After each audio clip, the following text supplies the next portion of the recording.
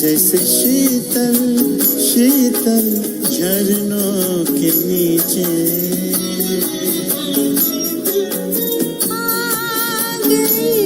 जैसे शीतल शीतल झरनों के नीचे हम जब से आए आपकी किरणों के नीचे।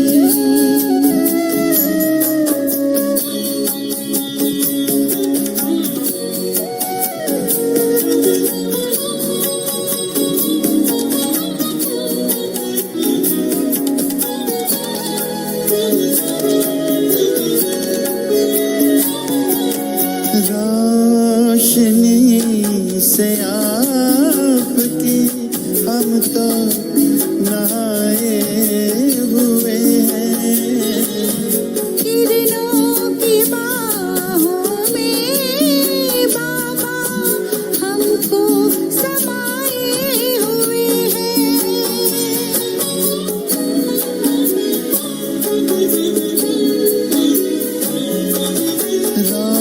रोशनी से आपकी हम तो नहाए हुए हैं, किरणों की बाहों में बाबा हमको समाए हुए हैं। देह दुनिया सारी हम तो देह दुनिया सारी हम तो कब से भुलाए हुए हैं, कब से भुलाए हुए हैं। आ गई है कायनात प्रभु चरणों के नीचे। आ गई है कायनात प्रभु चरणों के नीचे। आ गए जैसे शीतल शीतल झरनों के नीचे हम जब से आए आपकी किरणों के नीचे।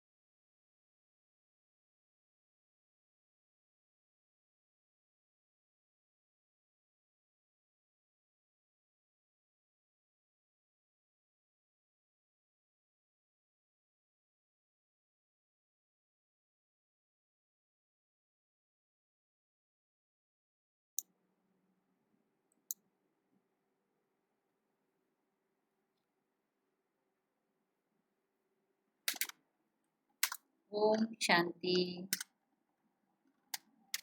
आज 5 अगस्त 2020 के बाबा की साकार मधुर महावाक्य सुनते हैं। मीठे बच्चे, ये पुरुषोत्तम संगम योग कल्याणकारी योग है। इसमें ही पढ़ाई से तुम्हें श्री कृष्णपुरी का मालिक बनना है। प्रश्न, बाप माताओं पर ज्ञान का कलश क्यों रखते हैं? कौन सी एक रिवाज भारत में ही चलती है?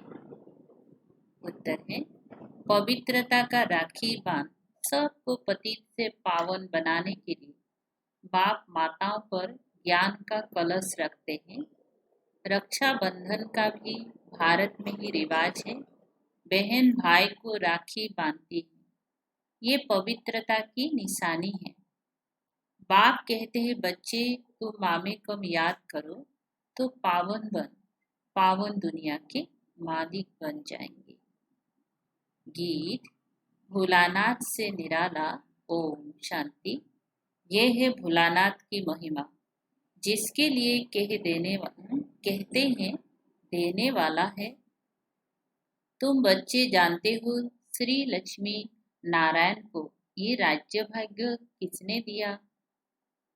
जरूर भगवान ने दिया होगा, क्योंकि स्वर्ग की स्थापना तो वही करते हैं।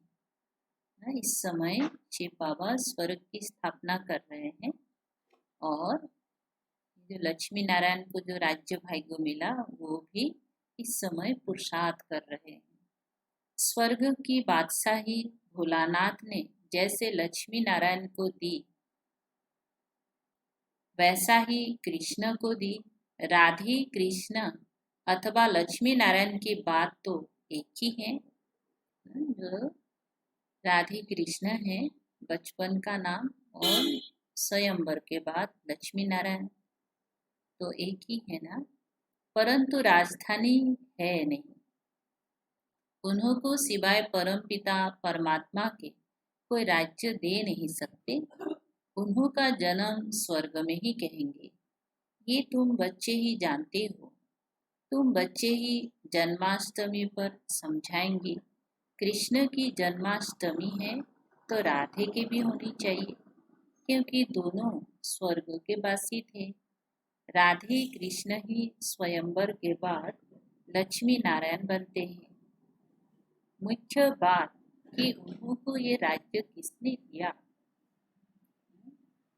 जो लक्ष्मी नारायण है उनको राज्य भाग्य किसने दिया?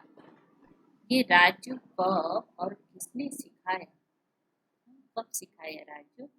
अभी इस संगम युग में ही शिव बाबा ने राज्य सिखा रहे हैं और इसके आधार से ही हमें स्वर्ग की राज्य भाग्य मिलता है। तो स्वर्ग में तो नहीं सिखाया होगा, सतयुग में तो वो है ही उत्तम पुरुष। कलयुग के बाद होता है सतयुग, तो जरूर कलयुग अंत में राजयुग सीखे होंगे, जो फिर नई जन्म में राजाई प्राप्त की। पुरानी दुनिया से नई पावन दुनिया बनती है। जरूर पतित पावन ही आया होगा। अब संगम युग पर कौन सा धर्म होता है?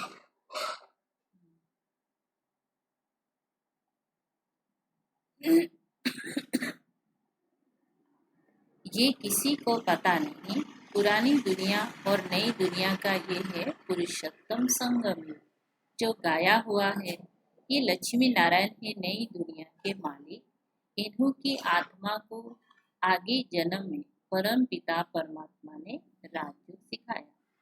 तो लक्ष्मी नारायण का आगे में उससे पहले वाला जन्म कौन सा है? अभी ये संगम युग, जबकि उन्हों की आत्मा मम्मा और बाबा यही जाके लक्ष्मी नारायण बनते हैं ना। तो इन्होंने इस समय में राजयोग सीख रहे हैं संगम युग। फिर नेक्स्ट जन्म सतयुग में राधे कृष्ण के जन्म लेते, फिर स्वयंवर के बाद लक्ष्मी नारायण। जिस पुरुषार्थ के पारलब्ध फिर से नई जन्म मिलती है, इनका नाम ही है कल्याणकारी पुरुषोत्तम संगम युग। जरूर बहुत जन्मों के अंत के जन्म में ही इन्हों को कोई ने राजयोग सिखाया होगा। अभी बहुत जन्म है, 84 जन्मों का ये अंतिम जन्म है और इसी समय में ही बाबा ने राजयोग सिखा रहे हैं ना। कलयुग है, कलयुग में है अनेक धर्म, सतयुग में था एक देवी देवता धर्म। संगम पर कौन सा धर्म है जिससे ये पुरुषार्थ कर राजयोग सीखे। और सतयुग में पार्लब्ध भी समझा जाता है। संगम युग पर ब्रह्मा द्वारा ब्राह्मण ही पैदा हुए। चित्र में भी है ब्रह्मा द्वारा स्थापना कृष्णपुरी की। विष्णु अथवा नारायणपुरी को हो, बात तो एक ही है। अभी तुम जानते हो हम कृष्णपुरी के मालिक बनते हैं इस पढ़ाई से और पावन बनने से। अभी जो ये पढ़ाई हम बच्चे पढ़ रहे हैं, जो बाबा ने हमको ये राजू की पढ़ाई, ये मुरली की जो पढ़ाई है, इसके आधार से ही हम कृष्णपुरी के मालिक बनते हैं। तो इस पढ़ाई से हम पवित्र बनते हैं। शिव भगवानुवाच है, ये बाबा का महावाक्य है। कृष्ण की आत्मा ही बहु जन्मों के अंत के जन्म में फिर ये बनती है। कृष्ण का अंतिम जन्म ये प्रजापिता ब्रह्मा है, तो 84 जन्म लेते हैं। ये है 84वां जन्म। इनका ही फिर ब्रह्मा नाम रखते हैं। जब शिव बाबा इसमें प्रवेश करते हैं और इसके बाद इसका नाम रखते हैं ब्रह्मा। नहीं तो फिर ब्रह्मा कहाँ से आया। ईश्वर ने रचना रची तो ब्रह्मा विष्णु शंकर कहाँ से आए, कैसे रचा। क्या छू मंत्र किया जो पैदा हो गए। बाप ही उन्हों की हिस्ट्री बताते हैं। एडाप्ट किया जाता है तो नाम बदलते हैं। ब्रह्मा नाम तो नहीं था ना। कहते हैं बहुत जन्मों के अंत में तो जरूर पतित मनुष्य हुआ। ब्रह्मा कहाँ से आया किसी को भी पता नहीं है। बहुत जन्मों के अंत का जन्म किसका हुआ, वो तो लक्ष्मी नारायण ने ही बहुत जन्म लिए हैं। नाम रूप देश काल बदलता जाता है। कृष्ण के चित्र में 84 जन्मों की कहानी क्लियर लिखी हुई है। जन्माष्टमी पर कृष्ण के चित्र भी बहुत बिकते होंगे, क्योंकि कृष्ण के मंदिर में तो सब जाएंगी ना। राधे कृष्ण के मंदिर में ही जाते हैं। कृष्ण के साथ राधे जरूर होगी। राधे कृष्ण प्रिंस प्रिंसेस ही लक्ष्मी नारायण महाराजा महारानी बनते हैं। उन्होंने ही 84 जन्म लिए, फिर अंत के जन्म में ब्रह्मा सरस्वती बने। बहुत जन्मों के अंत में बाबा ने प्रवेश किया है और इनको ही कहते हैं तुम अपनी जन्मों को नहीं जानते हो। तुम पहले जन्म में लक्ष्मी नारायण थे। तो बाबा ने उनकी डिटेल बता रहे हैं कि लक्ष्मी नारायण सबसे नंबर 1 है ना। सतयुग में लक्ष्मी नारायण रूप में थे और वही फिर 84 जन्म लेने के बाद ये ब्रह्मा बना ना, प्रजापिता ब्रह्मा और जगदम्बा सरस्वती। फिर ज्ञान मिलने के बाद पुरुषार्थ करते करते फिर से पहला वाला नंबर में पहुंचते हैं ना। पहला वाला नंबर जो लक्ष्मी नारायण राधे कृष्ण बनते हैं। फिर स्वयंवर के बाद लक्ष्मी नारायण। फिर ये जन्म लिया, उन्होंने अर्जुन का नाम कह दिया ना। शास्त्र में अर्जुन का नाम उच्चारण किया। अर्जुन को राजयोग सिखाया, अर्जुन को अलग कर दिया, परंतु उनका नाम अर्जुन है नहीं। ब्रह्मा का नाम अर्जुन नहीं है। हिंदी में कृष्ण ने अर्जुन को ही गीता का ज्ञान सुनाते हैं, राजयोग के बारे में बताते हैं। तो एक्चुअली ये ब्रह्मा है, उनके शरीर में आके शिव बाबा ने सबसे पहला उन्हें राजयोग सिखाया, गीता का ज्ञान सुनाया। ब्रह्मा का जीवन चरित्र चाहिए ना, परंतु ब्रह्मा और ब्राह्मणों का वर्णन कहाँ भी है नहीं। ये बातें बाप ही बैठ समझाते हैं। सब बच्चे सुनेंगे, फिर बच्चे औरों को समझाएंगे।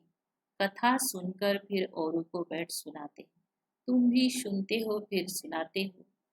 ये है पुरुषोत्तम संगम युग, योग लीप युग, एक्स्ट्रा युग। पुरुषोत्तम मास पड़ता है तो 13वां मास हो जाते हैं। इस संगम युग के त्योहार भी हर बरस मनाते हैं। इस पुरुषोत्तम संगम युग का किसी को पता नहीं। इस संगम युग पर ही बाप आकर पवित्र बनाने की प्रतिज्ञा कराते हैं। पतित दुनिया से पावन दुनिया की स्थापना करते हैं। रक्षाबंधन का भी भारत में ही रिवाज है। बहन भाई को राखी बांधती है, परंतु वो कुमारी भी फिर अपवित्र बन जाती है। अभी बाप ने तुम माताओं पर ज्ञान का कलश रखा है। जो ब्रह्मा कुमार कुमारियां बैठ पवित्रता की प्रतिज्ञा कराने राखी बांधती हैं। बाप कहते हैं मामी कम याद करो तो तुम पावन दुनिया के मालिक बन जाएंगे। बाकी कोई राखी आदि बांधने की दरकार नहीं है, ये समझाया जाता है। ये तो हमें मन से संकल्प लेना होता है ना, जो राखी बांधते हैं कि हमें पवित्र बनना है, विकारों को हमें दान करना है। तो ये तो सिर्फ बांधने की बात नहीं है, अंदर से समझने की बात है। जैसे साधु सन्यासी लोग दान मांगते हैं, कोई कहते हैं क्रोध का दान दो, कोई कहते हैं प्याज मत खाओ, जो खुद नहीं खाते हो वे वो दान देते हो। इन सबसे भारी प्रतिज्ञा तो बेहद का बाप कराते हैं। तुम पावन बनना चाहते हो तो पतित पावन बाप को याद करो। द्वापर से लेकर तुम पतित बनते आए हो, अब सारी दुनिया पावन चाहिए, वो तो बाप ही बना सकते हैं। सर्वों का सद्गति दाता कोई मनुष्य हो नहीं सकता। बाप ही पावन बनने की प्रतिज्ञा लेते हैं। भारत पावन स्वर्ग था ना, पतित पावन वो परम पिता परमात्मा ही है। कृष्ण को पतित पावन नहीं कहेंगे, उनका तो जन्म होता है, उनके तो माँ बाप भी दिखाते हैं। एक शिव का ही अलौकिक जन्म है, बाकी जो भी देवी देवता है तो उनका भी जन्म होता है। एक शिव बाबा का ही सिर्फ अलौकिक जन्म होता है। वो खुद ही अपना परिचय देते हैं कि मैं साधारण तन में प्रवेश करता हूँ। शरीर का आधार जरूर लेना पड़े, मैं ज्ञान का सागर पतित पावन राजयोग सिखलाने वाला हूँ। बाप ही स्वर्ग का रचयिता है और नरक का विनाश कराते हैं। जब स्वर्ग है तो नरक नहीं, अभी पूरा रौरव नरक है। जब बिल्कुल तमु प्रधान नरक बनता है तभी बाप आकर सतु प्रधान स्वर्ग बनाते हैं। 100% पतित से 100% पावन बनाते हैं। पहला जन्म जरूर सतु प्रधान ही मिलेगा। बच्चों को विचार सागर मंथन कर भाषण करना है, समझाना, फिर हर एक का अलग अलग होगा। बाप भी आज एक बात, कल फिर दूसरी बात समझाएंगे। एक जैसी समझानी तो हो ना सके। समझो टेप से कोई एक्यूरेट सुने भी, परंतु फिर एक्यूरेट सुना नहीं सकेंगे। फर्क जरूर पड़ता है। बाप जो सुनाते हैं तुम जानते हो, ड्रामा में सारी नून है। अक्षर बाय अक्षर जो कल पहले सुनाया था वो फिर आज सुनाते हैं। ये रिकॉर्ड भरा हुआ है। भगवान खुद कहते हैं मैंने जो 5000 बरस पहले हुबहू अक्षर बाय अक्षर सुनाया है वही सुनाता हूँ। ये शूट किया हुआ ड्रामा है, इसमें फर्क जरा भी नहीं पड़ सकता। इतनी छोटी आत्मा में रिकॉर्ड भरा हुआ है। अब कृष्ण जन्माष्टमी कब हुई थी ये भी बच्चे समझते हैं। आज से 5000 बरस से कुछ दिन कम कहेंगे क्योंकि अभी पढ़ रहे हैं। नई दुनिया की स्थापना हो रही है। बच्चों के दिल में कितनी खुशी है। तुम जानते हो कृष्ण की आत्मा ने 84 का चक्र लगाया है और फिर कृष्ण के नाम रूप में आ रही है। चित्र में दिखाया है पुरानी दुनिया को लात मार रहे हैं, नई दुनिया हाथ में है, अभी पढ़ रहे हैं। इसीलिए कहा जाता है श्री कृष्ण आ रहे हैं। जरूर बाप बहुत जन्मों के अंत में ही पढ़ाएंगे।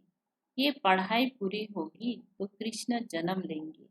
बाकी थोड़ा टाइम है पढ़ाई का। जरूर अनेक धर्मों का विनाश होने बाद कृष्ण का जन्म हुआ होगा, सो भी एक कृष्ण तो नहीं, सारे कृष्णपुरी होंगे। सिर्फ एक कृष्ण जाके क्या करेंगे? उसके राज्य में आने वाली सभी कृष्णपुरी की जो देवी देवताएं होंगी, तो उन सबको भी तो चाहिए ना पढ़ने का, है? तो सारी आत्माएं इस समय पढ़ाई कर रहा है। तो सिर्फ कृष्ण का ही जन्म नहीं होगा, नंबर वन उन सभी आत्माओं को होगा। ये ब्राह्मण ही है जो फिर ये राजयुग सिख देवता बन पाएंगे। देवताएं बनते ही है नॉलेज से। बाप आकर मनुष्य से देवता बनाते हैं पढ़ाई से। ये पाठशाला है, इसमें सबसे जास्ती टाइम लगता है। पढ़ाई तो सहज है, बाकी युग में है मेहनत। तुम बता सकते हो कृष्ण की आत्मा अब राजयुग सीख रही है, परम पिता परमात्मा द्वारा। शिव बाबा ब्रह्मा द्वारा हम आत्माओं को पढ़ा रहे हैं विष्णुपुरी का राज्य देना। हम प्रजापिता ब्रह्मा के बच्चे ब्राह्मण ब्राह्मणियां हैं। ये है संगम युग। ये बहुत छोटा सा युग है। चोटी सबसे छोटी होती है ना, फिर उनसे बड़ा मुंह, उनसे बड़ी बाहें, उनसे बड़ा पेट, उनसे बड़ी टांगे विराट रूप दिखाते हैं, परंतु उसकी समझाने कोई नहीं देते। तुम बच्चों को ये 84 जन्मों के चक्र का राज समझाना है। शिव जयंती के बाद है कृष्ण जयंती। तुम बच्चों के लिए ये है संगम युग। तुम्हारे लिए कलयुग पूरा हो गया। बाप कहते हैं मीठे बच्चों, अब मैं आया हूँ तुमको सुखधाम शांति धाम ले जाने के लिए। तुम सुखधाम के रहवासी थे, फिर दुखधाम में आए। पुकारते हो बाबा आओ इस पुरानी दुनिया में। तुम्हारी दुनिया तो नहीं है। अभी तुम क्या कर रहे हो? क्या कर रहे हैं अभी? युग बल से अपनी दुनिया स्थापन कर रहे हैं। कहा भी जाता है अहिंसा परमो देवी देवता धर्म। तुमको अहिंसक बनना है, ना काम कटारी चलानी है, ना लड़ना झगड़ना है। बाप कहते मैं हर 5000 बरस बाद आता हूँ, लाखों बरस की बात नहीं। बाप कहते यज्ञ तप दान पुण्य आदि करते तुम नीचे गिरते आए हो। ज्ञान से ही सदगति होती है। मनुष्य तो कुंभकर्ण की नींद में सोए हुए हैं, जो जागते ही नहीं। इसीलिए बाप कहते मैं कल्प कल्प आता हूँ। मेरा भी ड्रामा में पार्ट है।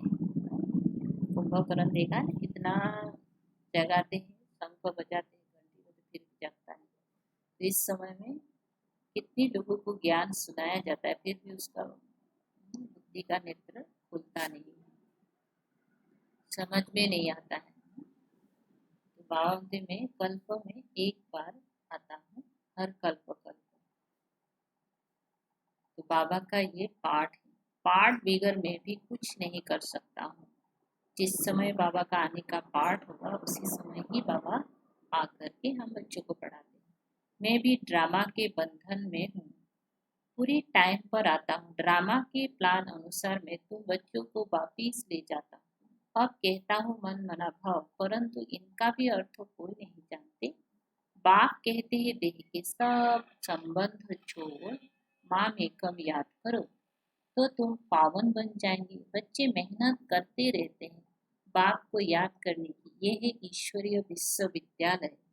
सारे विश्व को सदगति देने वाला दूसरा कोई ईश्वरीय विश्वविद्यालय हो ना सके।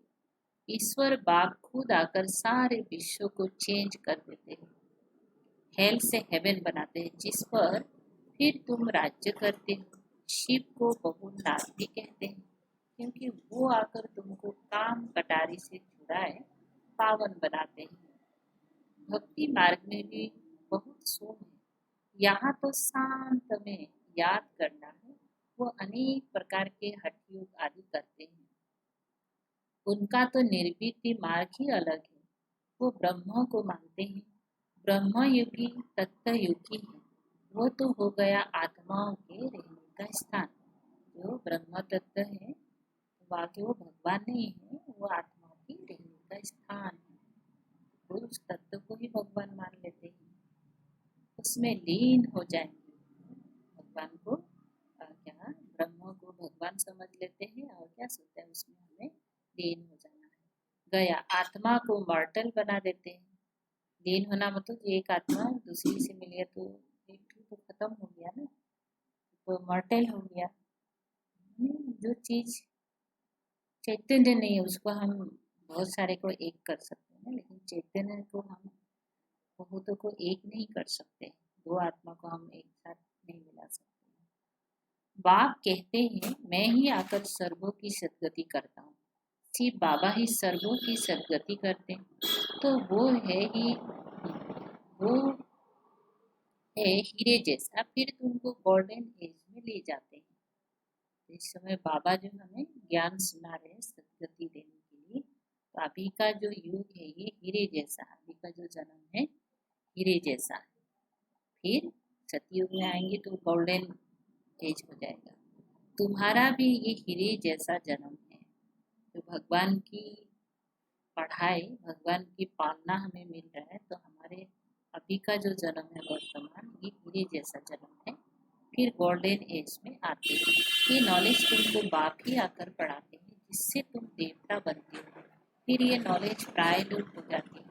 कि लक्ष्मी नारायण में भी रचता और रचना की नॉलेज नहीं है।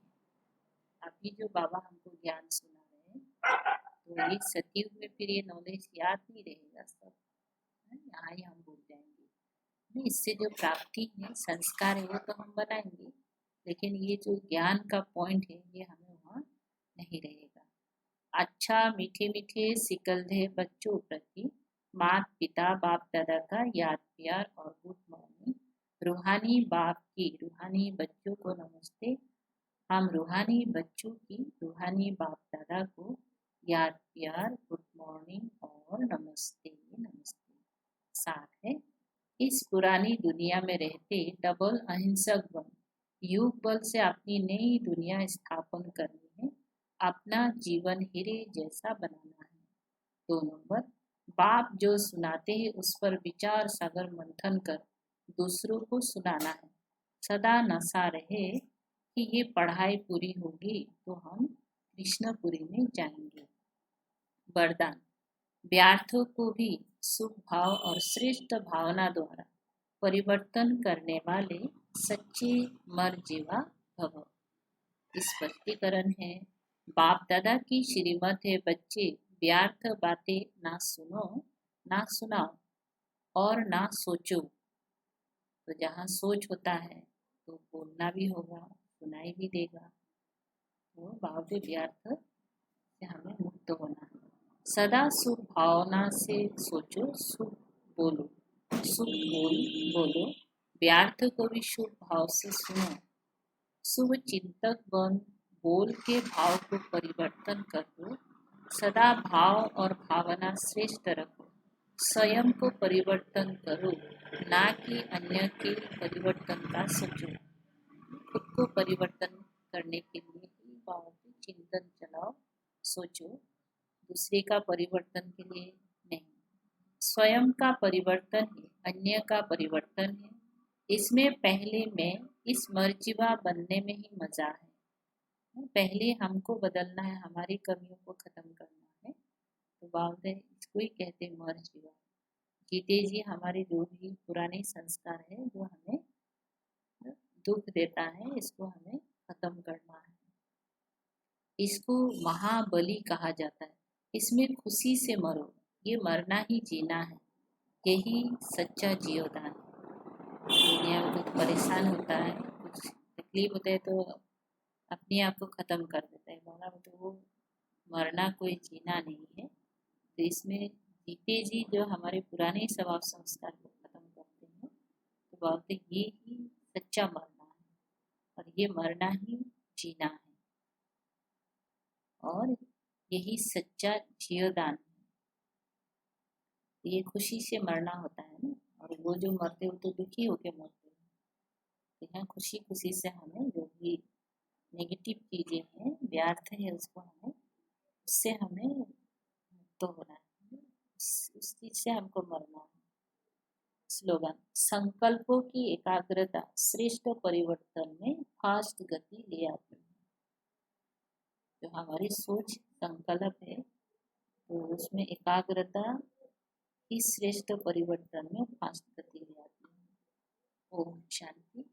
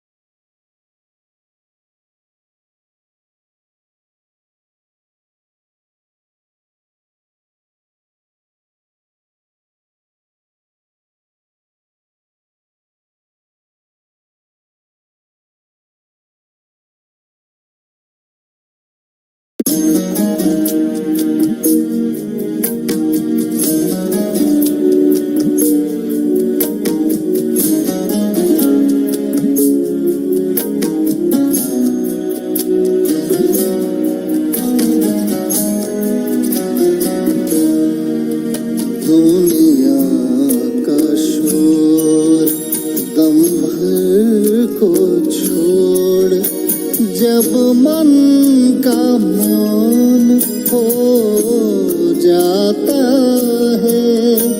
दुनिया का शोर दम भर को छोड़, जब मन का मौन हो जाता है। चंचल चित का चातक पंछी, चंचल चित का चातक पंछी, नीले नभ में खो जाता है। नीले नभ में खो जाता है। आनंद अलौकिक पाता है। दुनिया का शोर।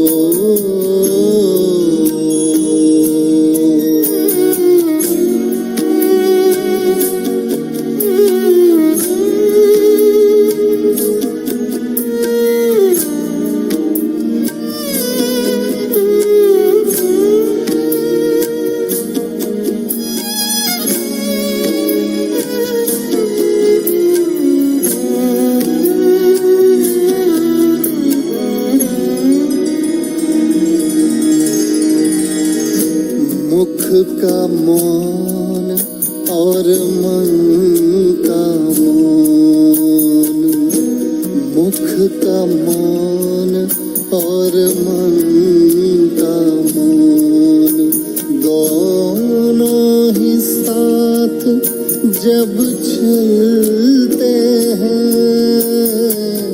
मुख का मौन और मन का मौन, दोनों ही साथ जब चलते हैं। जीवन की राह में अमन चैन के दिए हजारों जलते हैं। हलचल की हवा थम जाती, हल